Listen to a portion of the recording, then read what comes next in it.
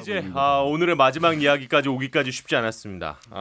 지난주에 이제 추미애 장관이 임명이 되고 나서 우리가 어떻게 이제 검찰의 인사가 어떻게 될 것이냐 예측을 좀 했었는데 역시 이제 그 진보 쪽에 계신 분들은 바꾸는 게 문제가 없는 거다. 승진 인사고라고 이제 얘기를 하셨고 이제 특히 김태현 변호사님도 그렇고 근데 그건 너무 부담스러운 거다라고 이제 얘기를 하셨는데 결국은 거의 다 바뀌었습니다. 그죠? 싸그리. 다 바뀌었죠. 사감이 들어가면 저렇게 되는 거예요. 싸그리. 아니 이 정도로 바꿀 줄 몰랐어요 저는. 많이 바뀌었어요. 사실 이 정말 정도일 많이 줄 바뀌었어요. 예상했던 사람은 거의 없지 않나요? 아니 우리는 상식선을 평론하잖아요. 여기는 그러니까 어. 우리는 상식선에서 이걸 하면은 추미애 장관이 앞으로 정치 행보에 있어서 상당한 나중에 저해 요소가 될 수 있기 때문에 본인이 막을 거다 이런 판단을 했는데 뭐 이 시국에 진짜. 근데 이제 세상이 그때 그렇다 이제 보니. 그 이야기가 상당히 화제가 됐었죠. 그러니까 그 제3의 장소로 검찰총장이 법무부 장관을 오라고 했다 이러면서 이거는 항명이다. 이런 얘기까지 했단 말이에요. 항명 무슨? 아니 내가 허위로 안 해서 나한테 밥을 줘야 돼. 예. 근데 밥을 안 주고 모래밥을 줬어. 그럼 내가 밥을 안 먹은 거야? 밥을 안 준 거예요.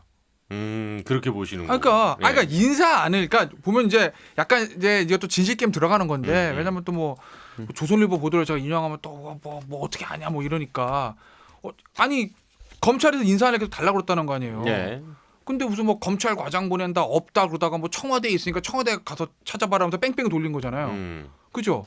그거 안 주겠다는 얘기거든요. 근데 원래 그 법의 취지 의견을 들어는 야 시간 없어 5분이 빨리빨리 얘기해 이게 아니라 실질적인 협의를 하자는 거잖아요. 예. 협의를 하면 법무부에서 인사안을 줘야 뭘 보고 협의를 하죠. 대검에서 인사안 짜오라고 그랬다며. 대검에서 어떻게 짜요? 하는 게 법무부에서 하는 건데. 그럼 실질적인 권한을 부여를 안 한 건데 협의권을 주질 않은 건데 뭘 총장이 협의하고 말고 할 게 뭐 있어요 지금. 그러니까 엄밀하게 얘기하면 이게 가장 큰 특징인데요. 왜냐하면 이게 그 동안에는 법에는 분명히 의견을 들으라고 돼 있어요. 들으라고 안 돼. 돼 있어요. 그러니까 뭐 이번에는 이제 들어봐요. 법의 입법 취지를 갖고 얘기하죠. 아니, 아까도 내가 입법 취지 얘기했잖아. 그러니까 입법 취지를 지금 취지를 가지고 얘기를 해석을 해. 협의라고 하는 거예요. 그 당시에도 합의하냐, 협의하냐, 의견을 반영하냐, 의견을 듣느냐 여러 가지 얘기가 있었는데 예. 뭐 합의하면 인사권이 글로 있는 거고, 그렇죠. 협의하면은 뭐 상하부서인데 이게 동등 부서 비슷한 것 같고, 의견을 반영한다 그러면 그것도 인사권이 검찰총장한테 지분이 있는 것 같고, 그러니까 결국은 어쨌든 우리가 뭐 법 해석하는 데 있어서 다툼이 생길 때 일본은 뭐냐면 문헌대로 하는 거예요. 그 억구대로 하는 거예요. 네. 의견을 들으라고 돼 있단 말이에요. 그럼 어쨌든 관행 그동안 뭐 인사안을 이걸 파일로 들고 가서 사인을 받았는지 아니면 뭐 제3에 받았는지 모르겠지만 예. 뭐 예를 들어서 장관이 새로 와가지고 나는 법대로 할래. 의견을 말하라. 했단 말이에요. 또 뭐 전화도 주고 기다리고 와라. 했는데 안 왔어요. 그럼 의견 제시 안 한 거잖아요. 그럼 그걸로 그 절차는 끝난 거예요. 제가 보기에 그 그러니까 절차가 뭐 그러면 지켰느냐 안 지켰느냐 말할 필요가 그러니까 없어. 그러면 항명이고 모두도 없는 거예요. 이제는. 그러면 윤석열 총장이 의견을 제시할 권리를 자기가 포기한 거지 의무를 방기한 건 아니거든. 항명이라는 건 예를 들면 야 수사해 싫어요 우리 아빠요 이게 항명인 거지. 수사해야 될 의무가 있는데 그걸 안 한 거니까. 근데 이거는 의견을 제시할 권한을 포기한 거잖아요. 엄밀하게 얘기하면. 그러면은 윤석열 총장의 권한 포기지. 내 권리 포기할 테니까 장관이 알아서 하시오. 그래서 아마 제가 보기에는 징계까지는 안 갈 수 있는데요. 근데 이제 이런 부분이 있죠. 그게 문제됐잖아요. 와서 일단 와라. 예. 와서 의견을 제시하라. 그러면 제가 보기에 만약에 우리 국가공무원법에는 어쨌든 상명하복 의무가 있어요. 복종 예. 의무가 있고 성실할 의무가 있고 우리 징계법에도 보면은 어떤 의무를 게을리하지 아지할 의무가 있는데 정상적으로 하면 일단 가야 돼. 오라고 한 거니까. 예. 상관이 예. 와서 거기 가서 나는 이게 내용을 부당하다고 생각하니까 이거에 대해서는 의견 제시하지 않겠습니다.가 제가 보기엔 정상적인 거예요. 근데 안 가고 나 뭐 미리 인사를 나한테 안 주고 내 의견 반영 안 되니까 기분 나빠서 못 가겠다 안 간 거잖아요.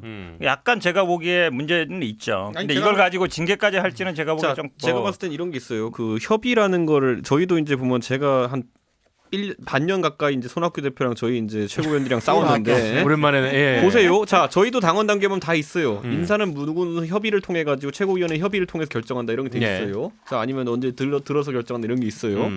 자, 처음에 저희가 협의를 안 하는 것 때문에 계속 조항의 문제를 삼았더니만은 그 다음부터는 어떤 일이 생기냐면 손 대표가 저한테 저녁을 먹자 그래요. 예. 저녁을 먹자 그래가지고 가서 이제 갔어요. 그랬더니만 인사에 대한 협의나 이런 거 뭐 당 운영에 대한 협의를 할 줄 알았더니만은 계속 막걸리 마시자 그러면서 이 최고 아버지가 뭐 하신다고 뭐 이런 거 물어봐요. 그러면은 예, 그러면 그것만 물어보고 한 밤새 술 마시다가 와요. 근데 협의를 한 거예요. 그렇게 그런 식으로 따지면은 그래가지고 그 절차를 이렇게 뭐 유명무실을 하는 방법도 있어요.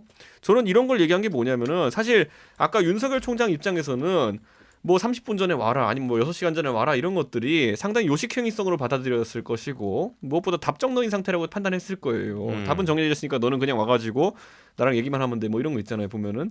그러니까 저는 그 상황에서 그게 아까 말했던 그 의견을 듣는다 또는 협의를 한다라는 취지가 반영이 된 것이라 좀 보지 않거든요. 저는 제도에 있어서 자꾸 따지기 시작하면요. 그래 그렇게 할 수 있지. 자 손학규 대표 자꾸 따지면 협의한 거 맞죠? 지금 어떻게 하고 계십니까? 최고위원들 아무도 없고 혼자 앉아서 회의하고 계시잖아요. 그게 본인이 선택한 길이에요. 저는 추미애 장관이 앞으로 본인이 관리해야 되는 외청들이 있을 거 아닙니까? 그 밑에 본부들도 있을 것이고 검찰도 관리해야 되고 출입국관리본부도 있고 거기다 교정청도 있을 거고 다 있을 텐데 그 조직들의 위에 이제 그 컨트롤 타워로 있는 사람으로서 조직 운영 이렇게 해가지고 얼마나 잘할지 저는 상당히 의심이 듭니다. 근데 지금 아까 이제 항명 얘기가 나와서 이제 이 얘기까지 좀 이어가야 될 것 같은데 이제 징계 관련 조항을 좀 찾아보라는 그게 조금 또 문제라면 문제고 어쨌든 화제가 좀 됐어요, 그죠? 제가 보기에는 징계를 안 하는 수순이지 않는가라는 생각을 해봤어요. 왜냐하면 이 핸드폰 일부러 뭐 너무 잘 보여주게 들고 계시더라고요. 아, 요거는 요거 바로 찍혀서 나간다. 아, 이거는 약간 일부러 노렸다. 네, 오선 의원 되시는 분이 그 징계 관련 법령 찾으라는 문자였죠. 거기 앉아가지고 이렇게 핸드폰을 그렇게 딱 했을 때 이게 사진에 찍혀서 나갈 거다라고 하는 거 모르실 리가 없거든요. 아, 요거는 한 수다. 예, 그래서 요거는 자자 여기까지 하려고 했으나 여기까지라고 적당하다. 하는 이렇게 빠져나가는 수가 아닐까라고 저는 생각을 해요. 이게 실은 저는 일면 그러니까 두 가지 측면이 있는 것 같아요. 하나는 그 노무현 대통령도 그때 검찰 인사권은 검찰한테 다 줘라라고 얘기를 했을 때 왜 국방부 장관이 있는 줄 아냐.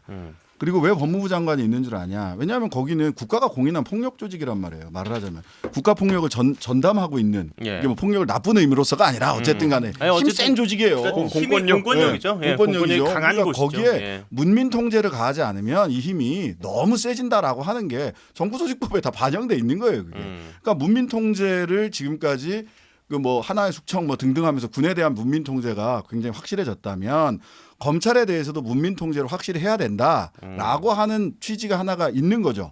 근데 그렇다고 해서 바로 이것을 항명이라고까지 그 워딩을 할 이유가 있었나? 제가 보기에는 너는 네 권한을 포기한 거니까 더 이상 너한테 붙지 않겠다. 네가 권한 포기한 거야. 여기까지. 이 정도로 했으면 저는 끝나는 문제 아닌가라는 생각도 해요. 다만 이 문민 통제에 대해서 다른 방식으로 지금 사실 말은 안 하고 있지만 바로 그 다음날 청와대 압수수색 들어가고 압수수색도 범죄 자료 일체 이렇게 쓴 거 가지고 압수수색 바로 들어가고 피의자 18명. 이거는 또 다른 방식의 문민 통제에 대한 말이 아니라 행동으로 보여주는 하나의 그 뭐라 그럴까? 거부? 저항 이런 걸로 보여요. 그래서 양쪽 다 좀 너무 나가지 않았으면 좋겠어요. 저는 국민들이 불안해요. 제가 한 말씀 드리면요. 네. 이게 예전에 이제 강금실 장관하고 그 송광수 총장인가요? 있을 때하고 좀 다른 게 뭐냐면 지금 언론들은 거의 막 쿠데타가 난 것 같아요. 보면 언론들이 얘기하는 거 보면 거의 검찰에서 거의 제가 이 정도 되면 한 3분의 1이 사표 써야 돼요. 상황이. 근데 이제 누구 좋으라고라는 아니 그게 아니라 좀 다르다는 거죠. 상황이. 예전 같으면은 거의 막 난리가 나서 다들 뭐 저 다른데 뭐 인사 관련된 사람들 사표 쓰고 막 이래야 되는데 네. 평검사에 소집하고 그러겠지. 오늘 아마 그 무슨 현직 그 뭐 대검 차장인가 이분이 뭐 좀 검찰청법 위반했다 뭐 이 정도 얘기한 거예요. 아까 얘기한 협의 안 했다. 의견을 듣지 않았다 이 정도 얘기했지 뭐 이게 막 뭐다 이러지 않았거든요. 그러니까 언론들이 제가 보기에는 실제로 물론 내부에서 뭐 어떤 얘기인지 모르겠지만 뭐 리포트에 쓰면 뭐 대부분 뭐 언론에 나오니까 조심한다도 있지만 저는 아마 이번 인사에 대해서 그 전에 이제 직전 인사가 윤석열 사단이라는 사람들 같이 근무했던 부서 수사했던 분들이 굉장히 이제 요직으로 많이 갔어요. 사실은 그 사람 많지 않거든요. 2,300명 중에 해봐야 100명 안 돼요. 그 어찌 보면 그 라인에 간 사람들이. 근데 그럼 나머지 2,200명은 다 소외됐던 거예요. 근데 이번에 어쨌든 그때 못했던 분들한테도 많이 이렇게 기회를 준 거거든요. 그렇게 본다. 그래서 오히려 검찰 내 불만이 그렇게 많지 않다고 봐요. 그런 면도 있기 때문에 인사라는 게 이제 왔다 갔다 하는 면이 있어서 저는 아마 지금 많은 언론들이 이번에 뭐 중간 간부랑 뭐 평검사 인사하면 아주 뭐 더 뒤집어 것처럼 얘기하는데 저는 아마 별로 안 이 그럴 고위 것 같은데. 간부 인사 때보다 더 조용할 거다. 아니 근데 그건 그런데 그 예. 2,200명의 나머지 그런 검사 조직은 다르게 반응할 거다라는 것 자체가 저는 그게 이제 소위 말하는 그 뇌피셜인 게 제가 봤을 때 지금 검찰이라는 큰 조직을 놓고 봤을 때 내가 윤석열 사단에서 벗어나 있기 때문에 내가 피해를 본다고 생각하는 사람이 있을 수도 있겠죠. 그런데 그것과 별개로 이번 정부 들어가지고 검찰의 어쨌든 권리나 아니면 의무 자체를 침해하려고 한다는 생각이 들면은 이거는 검찰 조직 전체 그 뭐 자기가 승진하지 못한 사람이라 하더라도 불만을 가질 수밖에 없는 상황인 거예요. 예를 들어 누가 군에 대한 처우 인사를 마음대로 해가지고 군을 일방적으로 무시하는 대통령이 있었다. 그렇게 하면은 승진한 사람 승진 안 한 사람 가려가지고 뭐 이게 호불호 갈리는 것이 아니라 아니 이렇게 우리 헌신하는 군을 무시하다니 이렇게 돼버리는 거예요. 저는 그렇기 때문에 검찰 조직 전체에 대해 가지고 지금 사실 상당히 역할 축소를 지금 진행하고 있는 것이고 검찰에 대해 가지고 전방위적 여론전을 통해 가지고 나쁜 조직인 것처럼 이제 묘사를 해나가고 있잖아요. 유시민 같은 대형 스피커가 동원해 가지고 저는 그 절차 이후에 뭐 예를 들어 그럼 윤석열 때문에 지금까지 승진 못한 사람들은 우리를 좋아할 것이다. 이거는 뭐 망상이죠. 제가 봤을 때는 앞으로 그래서 검찰에 대한 어쨌든 탄압 또는 어쨌든 뭐 개혁이란 미명하에 그 역할 축소, 권한 축소가 이어지는 상황 속에서는 검찰은 오히려 똘똘 뭉쳐가지고 여기에 대항하려고 할 것이다. 저는 이런 생각을 합니다. 근데 이제 꼭 그렇진 않을 거예요. 검찰에 대한 이제 그 보는 관점에 아무래도 차이가 있겠죠. 이제 워낙 막강한 힘을 가지고 있는 조직이긴 하니까. 근데 이제 사실 이게 조금 정말 우리 방송이니까 그냥 편하게 부담스러우시면 얘기 안 해주셔도 돼요. 한동훈 부장검사랑은 연락하셨을 거 아니에요. 당연하죠. 예. 읽어드릴까? 그날 했던 문자. 근데 이런 얘기를 했어요. 그냥 나는 내 할 일 한 거고 이 일하면서 이 정도 부담은 감수하고 가는 거다. 그냥 나 잘 쉬다 올게. 나 요거 부산 한번 내려와. 요거 그냥 쉽게 네. 얘기하고. 그러니까 이거 시작하면서 본인도 그냥 자기 의무니까 한 건데 자기 입장에서는 만약 이게 잘못 역풍 맞고 되받고 당하면 뭐 날아갈 수 있다는 걸 아는 거죠. 그걸 어떻게 보면 칼질인 사람들 숙명이거든요. 그거는. 예.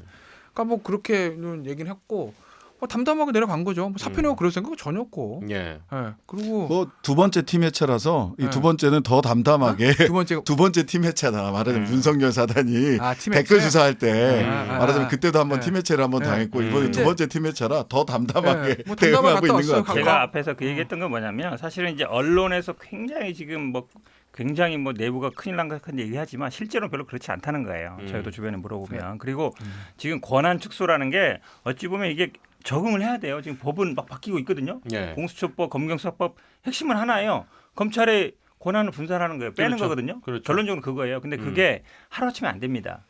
해나가야 돼요. 조금씩. 사실은 지금 뭐 추미애 장관이 와가지고 이 직접 수사 줄인다 그러는데요. 검경수사법 되면은 이거보다 더 많이 줄여야 돼요. 어차피 그리고 공판부를 지금보다 한 2배 늘려야 돼요. 예. 왜냐하면 이 피신조사 증거능력 없으면 다 법정에 다투게 되거든요. 공수처법보다 제가 보기에는 아마 오늘 통과된 형사소송법하고 검찰청법이 굉장히 큰데 이거에 적응하려면 검찰 조직이 지금 추미애 대표고 추미애 장관이 하는 것보다 훨씬 더 많이 바꿔야 이게- 직접 수사 줄이고 예. 공판부 늘리고 해야 됩니다. 이게 방향이에요. 정치를 하고 통치를 하면서 기본 전략 중에 하나가 디바이드 앤 룰이잖아요. 갈라치기 한국말로.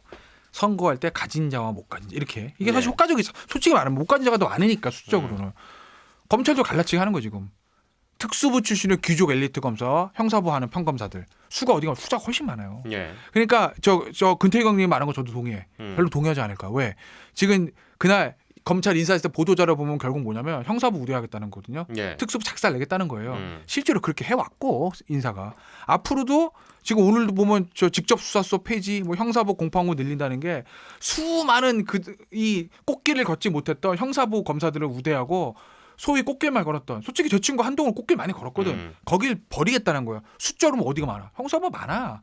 그거 믿고 가는 건데 자 형사소송법 개정되고 형사부 검사 진짜 고생합니다. 그거 저도 다 고생해요. 알잖아요. 정말 고생해 형사부. 빚도 안 나는데 예. 검사장 대부분 특수, 공안, 기획, 역사 다 하고 그렇잖아요. 좋아, 다 좋다 이거야. 특수부 폐지, 축소 할 수도 있죠. 예. 근데 왜 이 정부를 항상 모든 게 지금부터래? 그잖아요. 나 그게 이해가 안 가는 거예요. 적폐 수사할 때 난리도 아니었잖아요. 자 보세요. 얼마 전에 홍영표 원내수석 대변인이 라디오에서 무슨 얘기했냐면 하나회 해체에 버금간다라는 거예요. 나 그 얘기 듣고 그거는 아니, 과장이다 진짜. 아니, 그러니까 아니, 그렇게 홍 얘기했는데 대표가 홍익표 제가 하고 싶은 얘기 뭐냐면 음. 하나의 YS가 해체했죠. 하나의 누가 만들었어요? 전노가 만든 걸로 그렇죠. YS가 해체한 겁니다. 네, 전두환. 윤석열 사단 누가 만들었어요? 현 정부가 만들었어요. 지난 7월달에 파격 인사 누가 했어요? 조국 수석이 이제 박상기 장관이 제청하고 실무는 조국 수석 했겠죠. 대통령 사인한 겁니다. 예. 7개월 만에 해체시켰어요. 그때 차이가 뭐 있어요? 뭐 누구는 뭐 검찰이 뭐 칼을 절제를 못하고 무리한 수사 하잖아요. 한동훈 윤석열 수사 방식 항상 그래왔어요. 피의 사실 공표 항상 있어왔어요. 무리한 별건 수사, 먼지 털기 수사 항상 있어왔어요. 그 수사 방식은 한동훈 윤석열 라인은 특검 때부터 계속 똑같이 변한 게 없어. 그들은 똑같은 수사 방식대로 했어. 차이? 그때는 죽은 권력, 지금은 산 권력. 그때는 남의 편, 지금은 자기 편. 이거예요. 근데 그때는 잘한다 해서 윤석열 사단 쫙 올리고 좀 7개월 지나니까 이놈들이 적폐만 수사할 줄 알았더니 우리한테도 하네? 그러니까 날린다? 이거 이상도 이하도 아닌 거 아니에요? 검찰 인사의 목적은? 그러면 다 형사부 직접 수사서 폐지하고 뭐 공수처 만들고 다 좋다 이거야. 공수처 설립한 7월 이후에 하시든지 임기 1년 채우고 이 수사 다 끝나고 그럼 제가 아무 말도 안 하겠어요. 그러니까 이제 근데 지금 한참 온고잉 하는 순간에 쳐내는 거잖아. 그때는 잘한다고 하더니 왜? 그때는 전 정권 다 잡았거든. 그러니까 이게 그렇지 않아요? 어떤 정부든지 자신들이 이제 핵심 개혁이라고 하는 것을 아니면 정권의 치적을 남기기 위해서 하는 것들은 대부분 첫 해에 칼을 뽑습니다. 예. YS가 금융실명제 언제 했어요? 93년도 첫 해에 그냥 해버렸습니다. 보면은 그 YS가 그렇게 했고 역사 바로 세우기 언제 시작했냐면 첫 해부터 바로 시작했어요. 예. 그래서 임기 내내 뭐 조선총독부 부시고 뭐 계속 했거든요. 보면은 그게 왜 그러냐면은 핵심 1호 공약 정도 되는 것이라면은 처음부터 칼을 뽑아서 그 방향을 설정해놔야지 관리를 해서 보완까지 해서 임기 말에 성과를 내놓을 수 있기 때문이에요. 근데 지금 보시면은 문재인 정부의 검찰 개혁이라고 하는 입법도 그렇고 지금 이런 어떤 그 실제 뭐 사실 시행령 개정 정도에 해당하는 것들도 보면은 3년 차에 다 등장을 해요. 보면은 아까 김태현 변호사가 얘기했던 것처럼 1, 2년 차에는 그것이 자기들한테 아주 유리한 도구였기 때문이거든요. 저는 그래서 이 검찰 개혁이라는 것이 문재인 대통령의 1호 공약이고 만약 철학적으로 만약에 이런 방식에 대한 시스템에 대한 고민이었다고 한다면은 저는 임기 시작할 때 즉시 거의 긴급 명령 수준으로 금융실명제처럼 전격적으로 시행했을 것이다. 뭐 인권 수사니 뭐 피의 사실 공표를 금지한다는 이런 것들 그랬어야 되는데 그러지 않았다는 것은 저는 진정성에 상당한 의문을 표할 수밖에 없는 것이다. 오랫동안 고민하고 연구해왔고 그게 한 해 사무친 만약 개혁이라고 하면은 권력을 잡았을 때 바로 해야죠. 그래야지 2, 3년 차 되면은 거기에 대한 부작용도 봐가지고 보완도 하고 이런 절차가 가능한 것인데 지금 만약에 3년 차에 이제 해가지고 자 공수처 빨라봐야 올해 7월 아니면 9월에 이제 가동될 텐데 그럼 만약에 결과가 잘못 나오면 자기들 다음 대선에 영향 줄 텐데 그렇게 책임질 겁니까? 보통 개혁 그런 식으로 안 합니다. 보통 임기 일단은 지르죠. 일단은 시간 배분에 좀 듣고 짧게 마무리를 얘기할게요. 할게요. 그러니까 결국은 아마 조금만 지난번 짧게. 윤석열 총장도 세우고 지난번 아마 그러니까 저 7월달에 지난번 7개월 전에 인사했을 때는 대부분 아마 박상 장관이나 조국 전 수석도 있었지만 윤석열 총장이 추천하는 분들로 거의 된 거예요. 그 인사안으로 거의 됐거든요. 그러니까 그 인사안에 좀 문제가 있었다는 거는 저도 뭐 인정할 수밖에 없는 것 같고 그 결과가 결국은 조국 정권 수사 그러니까 끝까지 어찌 보면 먼지털이로 수사를 하는 방식으로 나온 거예요. 그 말씀처럼 특수수사가 원래 그런다. 어쨌든 그분들이 이제 주도를 해서 그렇게 된 건데 그거는 뭐 일단 지나간 일인데 그거에 대한 어떤 이번은 저는 인사는 그거에 대한 약간 반작용이라고 봅니다. 약간 어느 정도 문제점이 있기 때문에. 근데 제가 동의할 수 없는 거는 왜 이제까지 끌다가 이걸 안 했느냐. 왜냐하면 사실은 검찰개혁, 검경 수사권 조정은 계속 하려고 했던 거예요. 근데 가장 중요한 부분은 법으로 돼야 돼. 공수처법, 검경수사법. 형사소송법 개정이 돼야 되는데 이게 사실은 지금 20대 국회 내내 싸워온 거잖아요. 이것 때문에 고소고발도 계속 한 것이고 사실은 어찌 보면 제도상 할 수 있는 거 왜 지금 와서 했냐가 아니라 이게 사실 안 되다 보니까 사실 만약에 이게 법이 초창기에 공수처법 만들어지고 검경수사법 됐으면요 이렇게 첨예하게 부딪힐 필요도 없어요. 법대로 해버리면 되거든요. 왜냐하면 이 지금 법 개정된 걸로 가면 검찰의 아마 조직의 반은 바뀌어요. 지금의 반은. 사실 법이 안 되다 보니까 법이 안 되는 데에서 뭐 어쨌든 시행령이든 아니면 조직 이런 훈령 이런 걸 하다 보니까 된 거라서 왜 이제 와서 했냐? 제가 보기에는 가장 큰 원인은 한국당이죠. 한국당이 동의를 안 해요. 만약에 집권 초에 문 대통령이 야 공수처법 하자, 검찰 축소하자, 한국도 오케이 했을걸요. 한국당 당장 설득하기 쉬워. 야 니들 죽어. 봤지 쟤네들 특검 때 하는 거. 니들 지금 적폐수사다 난리야. 그러니까 쟤네들 힘 쪼개자. 지금 집권 니들 나만 도와줘. 그럼 한국당도 당시 오케이했어요. 왜? 한국당도 당시에 윤석열 한동훈아에 엄청 당했거든 특검 때부터. 그러니 그때만 해도 야 저 검찰 저놈 저것들 권력을 줄여야 되겠네라고 생각을 하고 있었을 거예요. 근데 지금 다 끝났거든 한국당이. 이제는 청와대 당한 차례거든. 그러니까 야 이제 우린 지금 다 당하고 살아남았는데 우리가 이제 공격 타이고 니들이 당한 차례인데 왜 검찰 힘을 줄이려고 해라고 반발을 하는 거죠. 그러니 진짜 집권 초기에 했으면 패스트트랙 이거 뭐고 없이 오히려 더 스무스하게 갔을 거예요. 인권- 아니 아까 내가 보기에는 입법 그럴 아니 가능성이 입법 사안이라 그래가지고 아니라 그러는데 인권 수사는 그럼 왜 그때 안 했어요? 자 봐봐. 근데 이게 어떻게 보면 닭이 먼저나 달걀이 먼저냐라고 얘기가 될 수도 있어요. 사실 공수처법이나 검경수사권 조정 관련해서 검경수사권 조정이 쉽습니까? 안 쉬워요. 법무부 장관하고 그 행안부 장관하고 김부겸 장관하고 이렇게 다 만나가지고 합의문도 썼다가 그것도 엎어졌다가 굉장히 우여곡절을 겪었던 거예요. 예. 저는 제가 보기에는 윤석열 총장은 본인이 하던 대로 난 했다고 봐요. 왜냐하면 검찰주의자니까 대한민국 정의는 검찰만이 지킬 수 있다고 생각하시는 분이니까. 그런데 이게 실제로 검찰의 권한이 이제 제도적으로 그 권한을 빼는 너무 칼이 크다. 저는 이제 처음에 그 적폐 수사할 때도 칼을 너무 크게 휘두르니까 저러다가 누가 다칠지 모르겠다라는 걱정이 있었어요. 근데 그 당시에는 제도화 논의의 초기 수준이었다고 행안부 장관하고 그 법무부 장관하고 합의안 만들고 뭐 자치경찰제가 시작되면 뭘 한다 이런 정도 합의안 만들었잖아요. 그제서 이제 제도화의 단계로 들어갔는데 제도화의 단계가 들어갔을 때 칼날을 휘두르던 것이 공격 목표가 달라진 거예요. 제가 보기에는 시점이 윤석열 총장이 이쪽을 공격하니까 급히 공수처와 검경수사권 조정을 서둘렀다기보다는 이게 제도화 단계로 들어가니까 검찰주의자 윤석열의 반격이 시작된 거죠. 검찰 정치의 하나의 수법으로 여기저기 치는 뭐 사실 그 칼 휘둘러서 더 써야 될 때 많이 있었잖아요. 뭐 흔히 얘기되는 나경원 대표 얘기부터 시작해서 그 칼을 써야 될 대상들이 여러 있었는데 제도화 단계 들어가니까 그쪽을 향해서 쓴 거죠. 그러니까 실은 약간 얘기했지만은 시점이 선후 관계가 다를 수 제가 있다는 계속 거예요. 입법이고 고민하고 협의해야 될 사안이 있는 거에 대해서는 뭐 아무리 변명을 갖다 대도 인정하겠는데 아까 말했듯이 인권 수사는 왜 지금 와서 시작하냐고요. 그리고 왜 피의사실 공표는 지금 와서 하지 말라고 겁박하는 것이며 제가 봤을 때는 그거 예전에 과거에도 잘못된 거고 앞으로 하지 말자는 거지 그러니까. 그럼 그거부터 반성한 거지. 예전에는 깨닫지 과거에도 못하다 잘못한 거지. 우리 편이 그때. 두들겨 맞다 보니까 갑자기 생각이 들었다라고 하는 그건 거는 우리 편이 자, 됐어야 그쪽에서 다 얘기 안 두들겨 했으면. 맞아도 그게 정당하다는 건가? 저 앞에도 잘못 때린 거고 뒤에도 잘못 때린 내가 거 있을 수 있는 찍어 거예요. 먹어봤더니 똥인 줄 알겠다 이런 거잖아 지금 보니까. 남이 먹을 땐 즐기다가 내가 알겠어요. 찍어 먹으면 네. 그렇게 해서라도 똥인 줄 알고 먹지 말아야 된다. 이렇게 하면 되는 거예요. 왜 먹었어? 내가 가만히 똥인 거라 이런 거 아니야 지금. 역시 우리 프로그램의 가장 장점입니다. 어디 가서도 이런 서로 다른 이야기 들으시기 쉽지 않습니다. 정치인싸 좋아요, 구독 꼭 한번 눌러주시길 바라면서 오늘 좀 급히 마무리하겠습니다. 사실 이 문제는 김태현 변호사님의 입장도 저는 충분히 좀 공감이 갔고 그리고 이제 두 분이 하신 말씀도 정말 오늘은 양쪽 다 충분히 그렇게 보실 수 있겠다라는 공감점이 있었어요. 네 그렇기 때문에 성공했다. 사실 MBC에서 공감한대. 쉽게 그러니까 어떤 부분에서 그렇게 말씀하시는지는 정확히 여론조사가 어디 알 뭐야, 수 이거. 있어요. 네. 그러니까 그래서 사실 이제 검경 수사권 문제라든지 이런 건 앞으로 계속 좀 우리가 이야기를 나누고 또 이런 서로의 대화를 통해서 갭을 줄여야 될 그런 내용이라고 생각을 합니다. 오늘 정리 그래, 멋있다. 아름답다. 정리 정말 어려웠네요. 멋있어. 자 그러면 우리는 다음 주에 만나도록 하죠. 오늘도 고생 많으셨습니다. 수고하셨습니다. 네, 수고하셨습니다. 예.